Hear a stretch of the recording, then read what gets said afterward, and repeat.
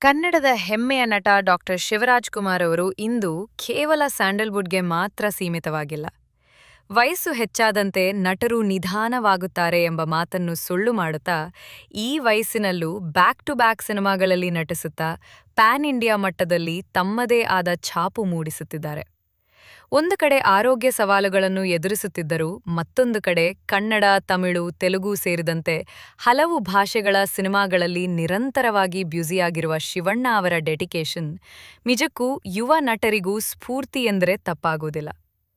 ಪರಭಾಷೆಯ ಸಿನಿಮಾಗಳಿಂದಲೂ ಶಿವರಾಜ್ ಕುಮಾರ್ ಅವರಿಗೆ ದೊಡ್ಡ ದೊಡ್ಡ ಆಫರ್ಗಳು ಬರುತ್ತಲೇ ಇವೆ. ಅದರಲ್ಲೂ ಅವರು ಯಾವುದೇ ಪಾತ್ರವನ್ನು ಆರಿಸಿಕೊಳ್ಳುವಾಗ ಕೇವಲ ಹೀರೋ ಇಮೇಜ್ಗೆ ಅಂಟಿಕೊಳ್ಳದೆ ಪಾತ್ರಕ್ಕೆ ಮಹತ್ವ ಇದ್ದರೆ ಸಾಕು ಎನ್ನುವ ಮನೋಭಾವದಿಂದ ಒಪ್ಪಿಕೊಳ್ಳುತ್ತಾರೆ. ಇದೇ ಕಾರಣಕ್ಕೆ ಇಂದು ದಕ್ಷಿಣ ಭಾರತದ ಎಲ್ಲ ಚಿತ್ರರಂಗಗಳಲ್ಲೂ ಶಿವಣ್ಣ ಅವರಿಗೆ ಅಪಾರ ಗೌರವವಿದೆ. ಇದಕ್ಕೆ ಇತ್ತೀಚಿನ ಉದಾಹರಣೆ ಅಂದ್ರೆ ರಾಮ್ ಚರಣ್ ಅಭಿನಯದ ಪೆದ್ದಿ ಸಿನಿಮಾ.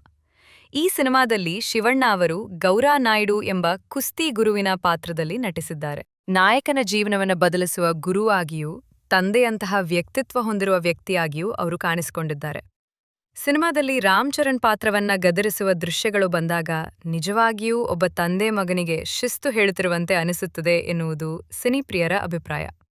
ಈ ಪಾತ್ರದ ಬಗ್ಗೆ ಮಾತನಾಡಿರುವ ಮೆಗಾಸ್ಟಾರ್ ಚಿರಂಜೀವಿಯವರು, ಶಿವರಾಜ್ ಕುಮಾರ್ ಅವರು ಆ ಪಾತ್ರವನ್ನು ಒಪ್ಪಿಕೊಂಡ ಕ್ಷಣವೇ ಅದು ನಮ್ಮ ಮೊದಲ ಗೆಲುವಾಗಿತ್ತು ಎಂದು ನಿರ್ದೇಶಕ ಬುಚ್ಚಿಬಾಬು ಸನಾ ಅವರಿಗೆ ಹೇಳಿರುವುದು ವಿಶೇಷ.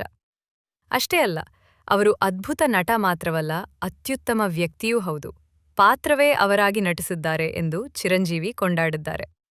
ಕನ್ನಡದ ನಟನೊಬ್ಬನ ಬಗ್ಗೆ ತೆಲುಗು ಚಿತ್ರರಂಗದ ಮೆಗಾಸ್ಟಾರ್ ಈ ರೀತಿ ಮೆಚ್ಚುಗೆಯ ಮಾತುಗಳನ್ನಾಡಿರುವುದು ಕನ್ನಡಿಗರಿಗೆ ಹೆಮ್ಮೆಯ ಸಂಗತಿ. ಚಿರಂಜೀವಿ ಮತ್ತು ದೊಡ್ಮನೆ ಕುಟುಂಬದ ಸಂಬಂಧವು ಹಲವು ದಶಕಗಳಷ್ಟು ಹಳೆಯದು. ಡಾಕ್ಟರ್ ರಾಜ್ಕುಮಾರ್ ಅವರ ಕಾಲದಿಂದಲೇ ಈ ಬಾಂಧವ್ಯ ಬೆಳೆದಿತ್ತು. ನಂತರದ ದಿನಗಳಲ್ಲಿ ಸಹ ಆ ಸಂಬಂಧ ಹಾಗೇ ಮುಂದುವರೆದಿದೆ. ಚಿರಂಜೀವಿ ಅವರು ಕನ್ನಡದಲ್ಲೂ ಸೀಪಾಯಿ ಹಾಗೂ ಶ್ರೀ ಮಂಜುನಾಥ ಸಿನಿಮಾಗಳಲ್ಲಿ ಅತಿಥಿ ಪಾತ್ರಗಳಲ್ಲಿ ಕಾಣಿಸಿಕೊಂಡಿದ್ದರು. ಹೀಗಾಗಿ ಕನ್ನಡ ಮತ್ತು ತೆಲುಗು ಚಿತ್ರರಂಗಗಳ ನಡುವೆ ಶಿವಣ್ಣ ಒಂದು ಭಾವನಾತ್ಮಕ ಸೇತುವೆಯಂತೆ ಕಾಣಿಸುತ್ತಿದ್ದಾರೆ. ಇನ್ನು ಶಿವರಾಜ್ ಕುಮಾರ್ ಅವರ ಪ್ಯಾನ್ ಇಂಡಿಯಾ ಪಯಣದ ಬಗ್ಗೆ ಹೇಳುವುದಾದರೆ, ಅವರ ಕರಿಯರ್ ಈಗ ಮತ್ತೊಂದು ಹಂತಕ್ಕೆ ಕಾಲಿಟ್ಟಿದೆ. ಸೂಪರ್ ಸ್ಟಾರ್ ರಜನಿಕಾಂತ್ ಅಭಿನಯದ ಜೈಲರ್ ಸಿನಿಮಾದಲ್ಲಿ ಅತಿಥಿ ಪಾತ್ರದಲ್ಲಿ ಕೆಲವೇ ನಿಮಿಷ ಕಾಣಿಸಿಕೊಂಡರೂ ಅವರ ಪಾತ್ರ ಭಾರೀ ಸಂಚಲನ ಸೃಷ್ಟಿಸಿತ್ತು. ಆ ಸಿನಿಮಾದ ಯಶಸ್ಸಿನ ಬಳಿಕ ಅದರ ಮುಂದುವರಿದ ಭಾಗದಲ್ಲೂ ಶಿವಣ್ಣ ಅವರಿಗೆ ಇನ್ನಷ್ಟು ಪ್ರಮುಖ ಪಾತ್ರ ನೀಡಲಾಗಿದೆ ಎನ್ನುವುದು ಅಭಿಮಾನಿಗಳಲ್ಲಿ ಕುತೂಹಲ ಹೆಚ್ಚಿಸಿದೆ. ಇದು ಅವರ ಜನಪ್ರಿಯತೆ ಕನ್ನಡದ ಗಡಿಯನ್ನು ದಾಟಿ ಎಷ್ಟು ದೊಡ್ಡ ಮಟ್ಟಕ್ಕೆ ಹೋಗಿದೆ ಎಂಬುದಕ್ಕೆ ಸಾಕ್ಷಿಯಾಗಿದೆ. ಅಷ್ಟೇ ಅಲ್ಲ, ಶಿವಣ್ಣ ಅವರ ಸಿನಿ ಪಯಣದಲ್ಲಿ ಹೊಸ ಅಧ್ಯಾಯ ಬರೆಯಲಿರುವ ಸಿನಿಮಾ ಅಂದ್ರೆ ಗುಮ್ಮಡಿ ನರಸಯ್ಯ. ತೆಲಂಗಾಣದ ಖ್ಯಾತ ಕಮ್ಯುನಿಸ್ಟ್ ಜನನಾಯಕ ಹಾಗೂ ಮಾಜಿ ಶಾಸಕ ಗುಮ್ಮಡಿ ನರಸಯ್ಯ ಅವರ ನೈಜ ಜೀವನ ಆಧಾರಿತ ಈ ಬಯೋಪಿಕ್ನಲ್ಲಿ ಶಿವರಾಜ್ ಕುಮಾರ್ ಅವರು ಶೀರ್ಷಿಕೆ ಪಾತ್ರದಲ್ಲಿ ನಟಿಸುತ್ತಿದ್ದಾರೆ. ಇದು ಸಾಮಾನ್ಯ ಸಿನಿಮಾ ಅಲ್ಲ.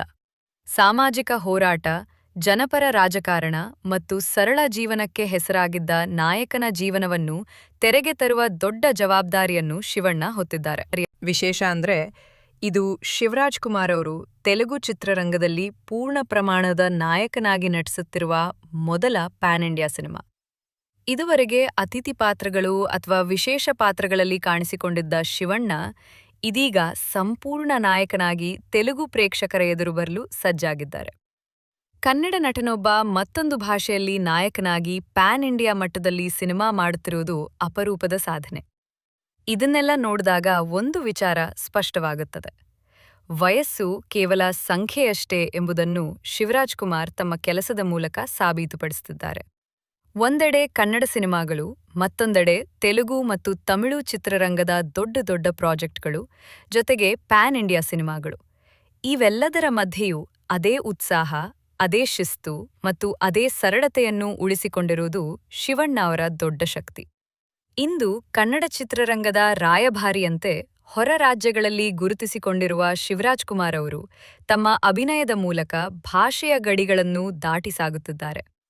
ಚಿರಂಜೀವಿಯವರಂತಹ ದಿಗ್ಗಜರು ಮೆಚ್ಚಿಕೊಳ್ಳುವುದು, ರಜನಿಕಾಂತ್ ಸಿನಿಮಾಗಳಲ್ಲಿ ಅವಕಾಶ ಸಿಗುವುದು, ಪ್ಯಾನ್ ಇಂಡಿಯಾ ಬಯೋಪಿಕ್ಗೆ ನಾಯಕನಾಗೋದು, ಇವೆಲ್ಲವೂ ಶಿವಣ್ಣ ಅವರ ಪರಿಶ್ರಮ ಮತ್ತು ಪ್ರತಿಭೆಗೆ ಸಿಕ್ಕಿರುವ ಗೌರವವೇ ಸರಿ.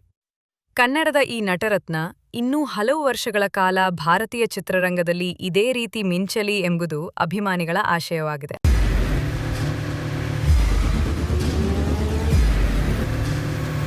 ಪ್ರಜಾಮಾರ್ಗ ನ್ಯೂಸ್, ಇದು ಜನಸಾಮಾನ್ಯರ ಧ್ವನಿ. ನಮಸ್ಕಾರ.